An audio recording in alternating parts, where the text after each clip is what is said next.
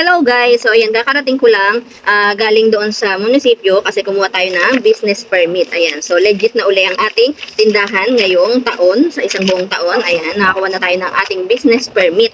And i-share ko sa inyo kung magkano ba yung binayaran ko para dito sa aking maliit na sari-sari store na business permit. Ayan. So kahit maliit nga lang yung sari-sari store natin, tayo ay kailangan kumuha ng business permit para sa maging legitimate or maging legitimate yung ating sari-sari store. Ayan. So, para maiwasan natin yung ma-foreclose yung store natin. No? So, kahit na maliit lang yung store, ay pino-foreclose ng gobyerno kapag walang business permit. So, ito ang mga nakuha ko para doon sa binayaran kong business permit. So, ito nga, yung business permit, yung barangay business clearance, at yung ano ba to? Sanitary permit at saka yung plate.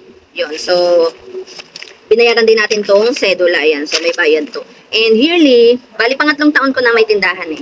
And yearly, pataas siya ng pataas. So, unang kuha ko sa business permit, yung pinakauna na pagtayo ko ng tindahan is nasa 4,000 lang yung binayaran ko. So, 4,051 pesos yung binayaran ko sa unang kuha ko ng business permit. And then, sa sumunod na taon, bali 2024 ko kinuha yung business permit eh. Tapos kumuha uli ako ng 2025. Ang binayaran ko na is 6,521.40 pesos. So yan, tumaas na ng 2,000 plus yung ating binayaran business permit. And then, ngayong taon, tumaas uli siya. Ayan, pataas ng pataas yung binabayaran natin. Pero same lang din naman ng kasi dito nga sa lugar ko is hindi naman totally daanan ng tao na madami at hindi masyado ganun kabili. Pero kahit pa paano kumikita.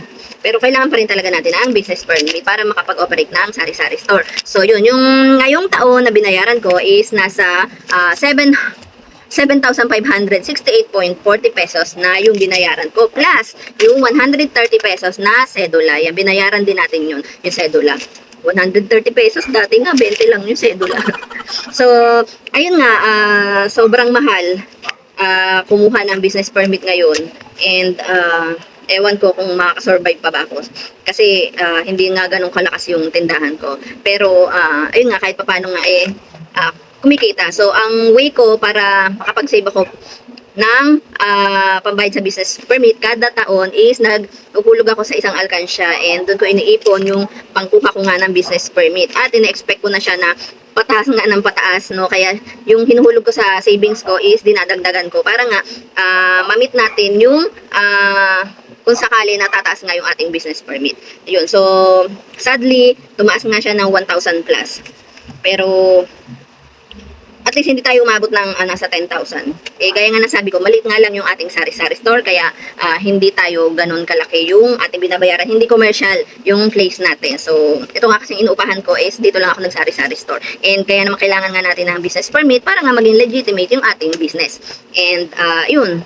Ang gagawin na lang natin is another ipon uli ngayong taon para sa susunod na taon naman ay meron tayong pangkuha ng business permit.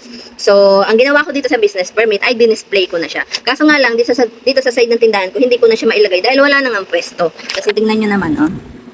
Puno na. Puno na and maliit lang siya. So, dito ko siya nilagay. Ayan, papakita ko sa inyo.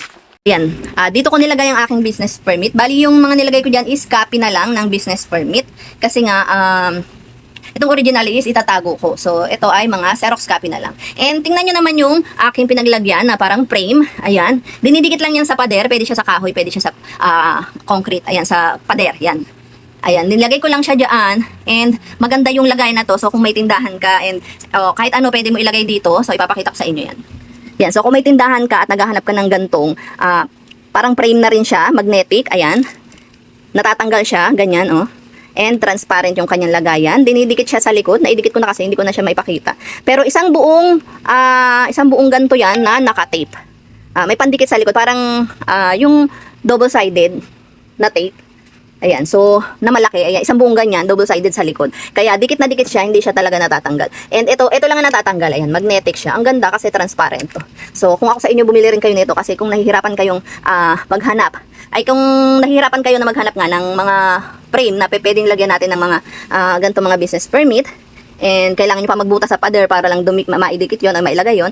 And kung ako sa inyo, ito na yung bilihin nyo. Ayan o, tingnan mo. Manipis lang yan para lang siyang Para lang siyang tape na nilagay mo sa pader. And, ayan. So, natatanggal yan. So, pwede mong i-replace yan next year. Kapag kumuha uli kayo ng business permit, pwede itong tanggalin. Ayan. Pwede tanggalin at i-replace mo ng panibago. Yan, ang ganda, di ba? Yan. So, meron din akong ganito. Ayan.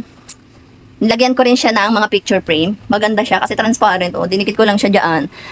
Usually, nakatago itong mga picture na to kasi nakalagay lang siya sa isang frame. And hindi ko siya maisabit kasi kailangan pa magbutas. And hindi rin siya maidikit kasi natatanggal, nahuhulog. Kaya, ayan, buti na lang merong ganito sa online apps na mabibili na pwede mong lagyan ng kung ano-ano, pictures. Kaya, mga business permit, pwede. O, yan yung picture ko. Graduate tayo. Ayan, tsaka ang ganda niya pa na naka-display siya sa pader. Ayan, para kapag nagtanong, nasaan ang business permit mo? Ayun po! O, nakadikit. O, di ba? Ang OA. So, ayun, kung gusto niyo bumili niya, ilalagay ko sa yellow basket. O, ilalagay ko dyan sa yung link sa baba. So, ayan, pinakita ko sa inyo nga yung mga frame ko na ang cute na nakadikit sa pader. Ayan. So, kung gusto niyo bumili nun, ilalagay ko yung link sa ibaba, sa comment section. Ayan. So, and, yun, kayo ba? Magkano ba yung kuha niyo sa business permit? Nakakuha na ba kayo? Alam ko, pag commercial yung place, mas malaki yung babayaran. And, depende kasi yun sa lugar kung saan nakapwesto yung tindahan mo, and depende yon kung gaano kalaki yung tindahan mo. Doon sila dumedepende sa price. Yun. So, yun lang. Maraming salamat sa panonood. Kuha na rin kayong business permit para hindi tayo malagyan ng foreclose ng ating government. So, bye! Ano yun?